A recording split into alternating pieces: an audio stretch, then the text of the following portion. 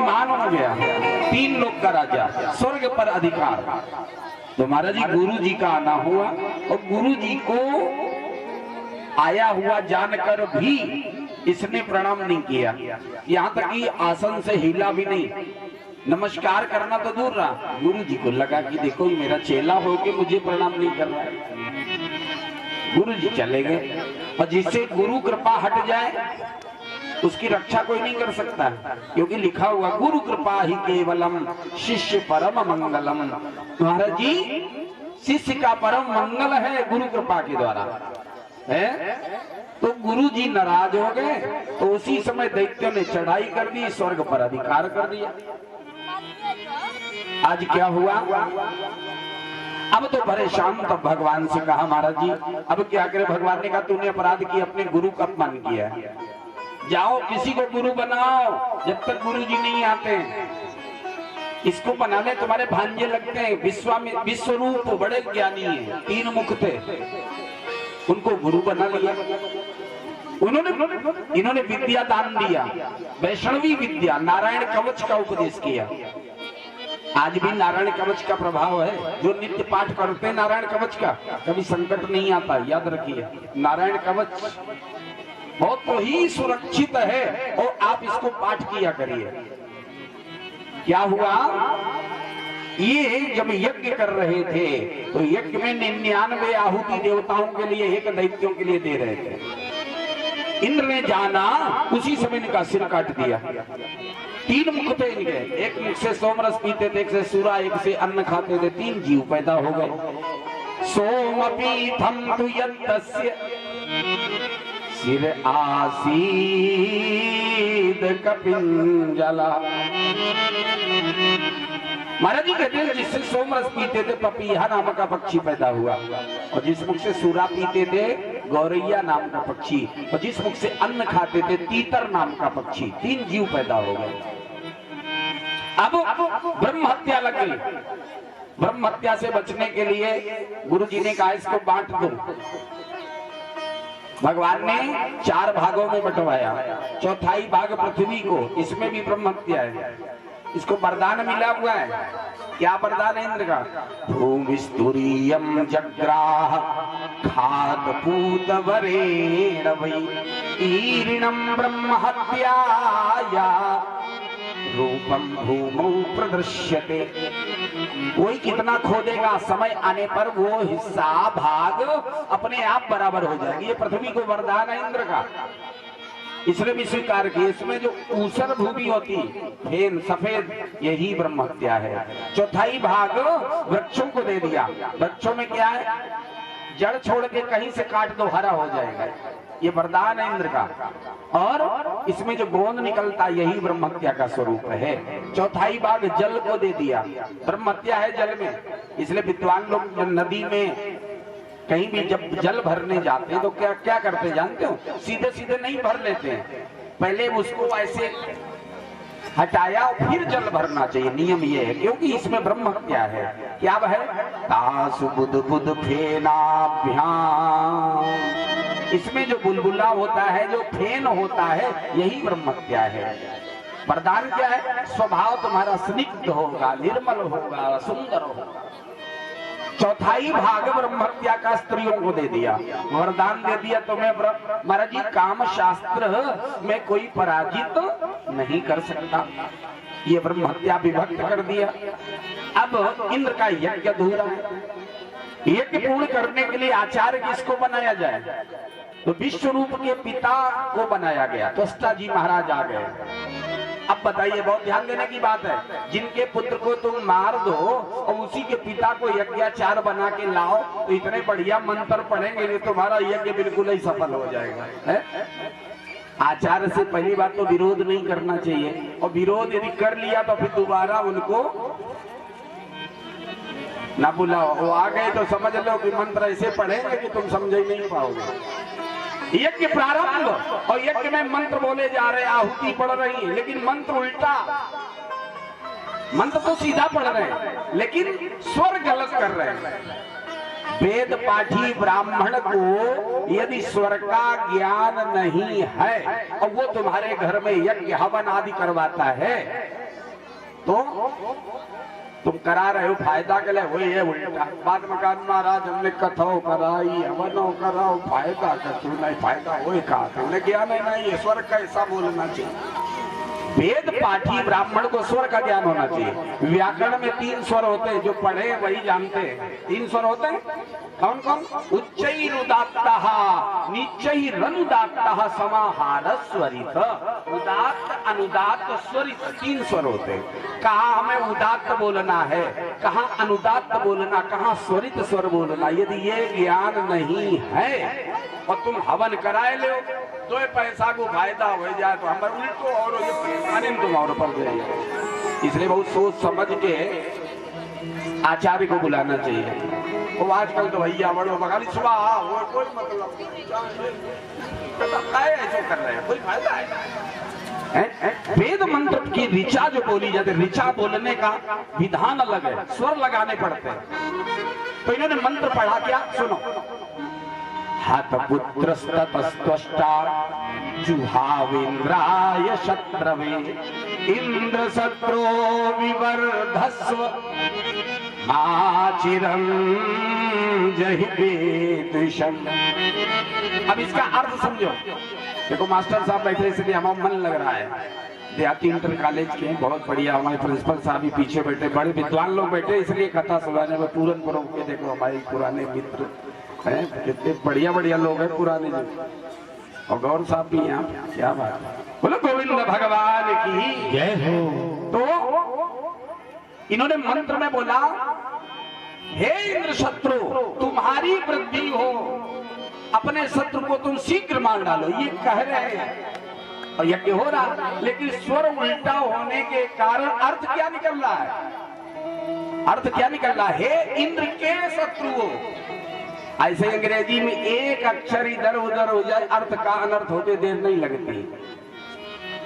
जैसे रामायण तुम रोज पढ़ो, एक माता जी बोली हम रोज पढ़ते, पंडित जी महाराज रामायण, हमने की बढ़िया बात है। उन्होंने कही आज महाराज बहुत बढ़िया चौपाई निकल आई।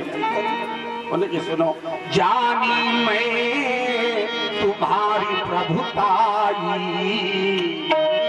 जानी मैं तुम्हारी प्रभुताई, और सास बहू सन भरी लड़ाई, सास बहू सन भरी लड़ाई।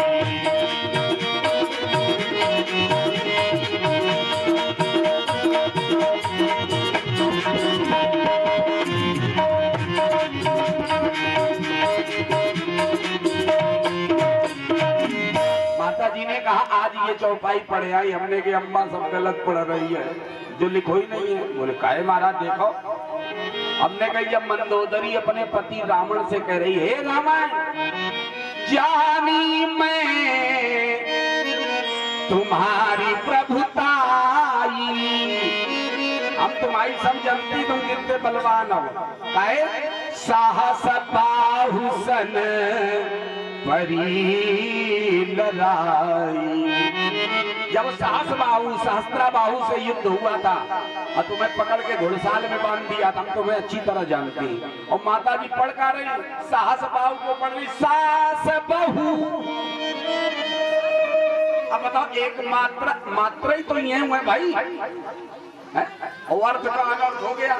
ऐसे हिंदी साहित्य में या अंग्रेजी में या संस्कृत में थोड़ा भी गड़बड़ी हो गई तो देर नहीं लगा, इन्होंने मंत्र पढ़ दिया, इंद्र के शत्रुओं तुम्हारी वृद्धि हो, अपने शत्रु को तुम मार डालो। जैसे ये कहा एक दानव प्रकट हो गया, उसी का नाम पड़ा वृत्तासुर, और युद्ध करने के लिए तैयार, मारने के लिए तैयार। इंद्र घबराया। इंद्र उसी समय भगवान से कहता महाराज क्या करें। बोले तुमने अपराध किया, गुरु को नाराज किया, अब बचना है तो वृत्तासुर यज्ञ का पुत्र है, इसे कोई नहीं मार सकता। केवल दधीची महात्मा की हड्डियों से जो वज्र बनेगा और उसी से इसकी मृत्यु होगी।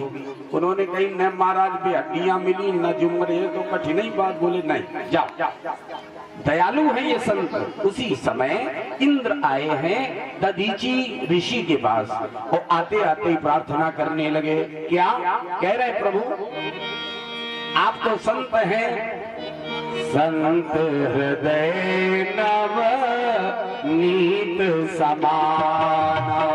संत हृदय नव नीत समाना।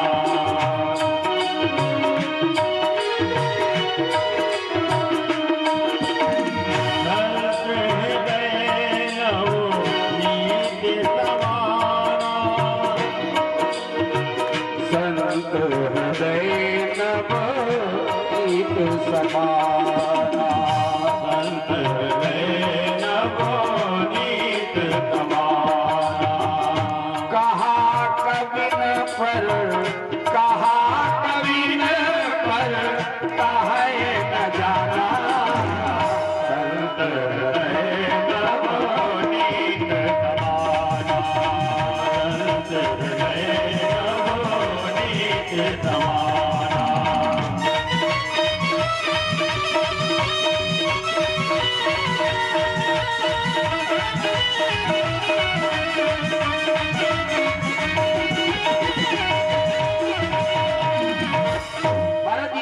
संत हृदय नवनीत समाना। संत का हृदय नवनीत माने मक्खन की तरह कोमल है। लेकिन गोस्वामी बाबा क्या करे, बोले कहा कवि न, हम नहीं कह रहे, कवियों ने कहा, और ये कहना नहीं आया। काहे? संत का हृदय मक्खन से भी अधिक कोमल है। क्यों? लिखा है निज परिताप द्रवई नवनीता। निज परिताप द्रवई नवनीता। पर दुख द्रवई संत सुपुनीता। संत का जो हृदय होता है दूसरे के दुख को देख के पिघल जाता है। इसलिए ददीची ने कहा, महाराज बड़ी तारीफ कर रहे। बोले नहीं महाराज, ऐसे ही संत होते हैं। क्या चाहिए? बोले आपकी हड्डियां चाहिए दान में। उन्होंने कहा दान में? हाँ। ददीची ने कहा बेटा इसको संसार जानता है, मांगे से मिलते प्राण नहीं। संसार जानता है, मांगे से मिलते प्राण नहीं।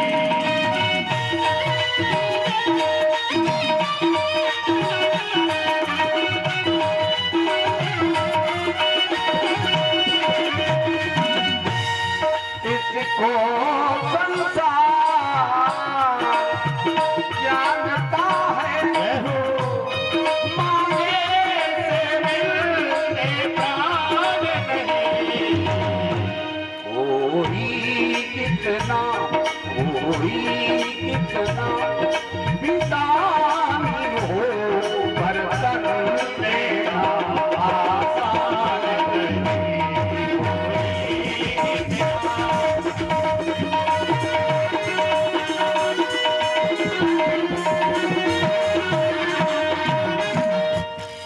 कहते कितना भी दान देने वाला क्यों न हो, लेकिन शरीर दान में देना कोई छोटी बात नहीं है।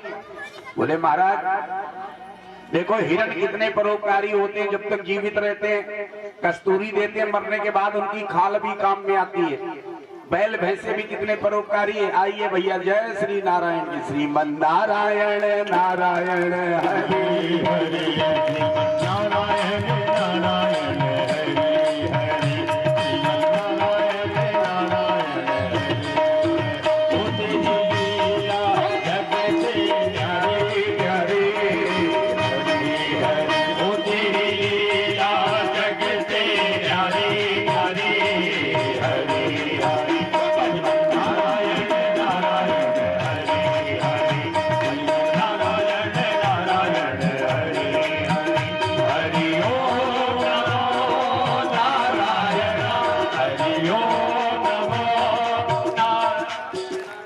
जय हो। देखो कैसे ताली बजा रही है। नारायण को देखा नहीं है कभी किसी ने का, जैसे देख रहे बिल्कुल लालटेन जला के। अरे बात ताली बजा लिए। श्रीमन नारायण नारायण हरि हरि, श्रीमन नारायण नारायण हरि हरि, हरि ओम नमो नारायण, हरि ओम नमो नारायण, हरि ओम नमो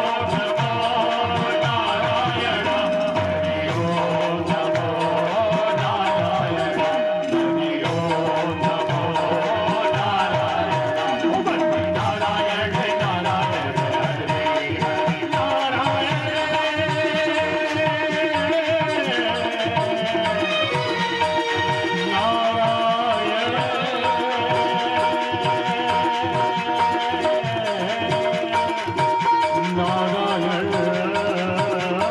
नमो बोलिए लक्ष्मी नारायण भगवान की जय हो। बड़ा सौभाग्य नारायण भगवान पधारे, दर्शन मिला। जय श्री नारायण की। आज महाराज जी उसी समय उन्होंने कहा मनुष्य का शरीर ऐसा जो काम में नहीं आता है, मरने के बाद सबका काम में आता है। पशु की बने पन्हैया नरतन कछु न हो, ऐसी करनी नर करे, नर से नारायण हो। ऐसे काम करो, नारायण बन जाओ। महाराज जी उन्होंने कहा हड्डियां चाहिए, बोले हाँ महाराज। बोले बैठो। तीर्थों का जल मंगाया, तीर्थों के जल से स्नान किया। लिखा हुआ है कि सारे तीर्थ आए लेकिन प्रयागराज नहीं गए। सारे तीर्थ गए, प्रयागराज जी महाराज नहीं गए, तीर्थों के राजा हैं। तो फिर क्या हुआ, वहां पर प्रकट किया भगवान नारायण ने किसको, कर्ण प्रयाग। आप लोग कर्ण प्रयाग गए, कर्ण प्रयाग प्रकट हो गए, स्नान किया और उसी समय समाधि लगाई, प्राणों को खींचा मूलाधार से और ले जाके ब्रह्मांड में ब्रह्मलीन कर दिया। महाराज जी अजा नाम की गाय के द्वारा हड्डियां निकाली गई और वो हड्डियां लेकर के विश्वकर्मा जी के द्वारा शस्त्र निर्माण करवाया। आधे में बना वज्र और आधे में क्या बना इनकी हड्डियों से, अजगव नाम का धनुष जो राम जी ने तोड़ा था, जनक जी के यहाँ था। सारंग जो परशुराम जी के पास था और गांडीव जो अर्जुन के पास था। इतने शस्त्र इनकी हड्डियों से बने। आप कहेंगे महाराज एक बात बताओ, ये इनकी हड्डियों में विशेषता ऐसी क्या थी जो शस्त्र निर्माण हो गया? एक कथा थी, सुन लो। कई पुराणों का मिश्रण करना पड़ता है। एक बार की बात, ब्रह्मा जी ने 5 बाण दिए थे भगवान परशुराम को, 5 बाण। तो वो 5 बाण परशुराम जी ने धरोहर के रूप में महाराज जी के पास रख दिए। कहते कि इनके पास जब रख दिए, इनका एक नाम था अश्वसिर, दधीची का एक नाम था अश्वसिर, घोड़े का सिर लगाया। कथा वो भी लंबी है, वो उसमें जो है विष्णु पुराण में है उसका वर्णन। तो महाराज जी ये 5 बाण धरोहर में रखे रहे। इन्होंने सोचा करें क्या, यदि पृथ्वी पर रखते हैं तो पृथ्वी धस जाएगी, धरा धसेगी। तो इन्होंने क्या किया, 5 बाणों को पत्थर पे घिस के, पानी डाल डाल के घिस के पी गए। इनकी हड्डियों में वो समाहित हो गया था और उसी से शस्त्र निर्माण हुआ। वही वज्र लेकर के देवराज इंद्र युद्ध करने के लिए आए। वृत्तासुर खड़ा और कहता है इंद्र मुझे मारो, मैं मरना चाहता हूं। सुरेश कस्मान हिनोसि भद्रम पुरस्थिते वैरिणमय्यमोघम्। इसने क्या किया, गदा घुमाई और जैसे इंद्र की ओर मारी गदा। इंद्र ने गदा मारी तो नीचे गिर पड़ी और इसकी गदा हाथी के मत्थे से लगी, खून उगलता हट गया। वृत्तासुर को याद आया, आज हमने पूजा नहीं करी, बिना पूजा किए चला आया। महाराज जी बैठ गया वही युद्ध के मैदान में और भगवान का ध्यान कर रहा है। और जैसे इसने भगवान का चिंतन किया, भगवान प्रकट हो गए। ध्यान देना, प्रकट हो गए और बोले आंखें खोलो वृत्तासुर, मैं आ गया। आंखें नहीं खोल रहा था, जिस रूप का दर्शन चिंतन कर रहा था उसी स्वरूप को भगवान ने खींचा। तो इसने आंखें खोली और आंखें को जब खोली भगवान खड़े। भगवान ने कहा प्रसन्न हूं, वरदान मांग लो। जानते हो क्या बोला? महाराज मुझे कुछ नहीं चाहिए, न नाक पृष्ठम न च पारमेष्ठ्यम न सार्वभौमम न रसाधिपत्यम न योग सिद्धि पुनर्भवम वा समंजसत्वा विरहय्यकांक्षे। ये जो श्लोक हमने पढ़ा है ये भागवत में 3 बार आया है। भागवत जी में 3 बार ये श्लोक आया। यहाँ तो वृत्तासुर भगवान से कह रहा न नाक पृष्ठम न च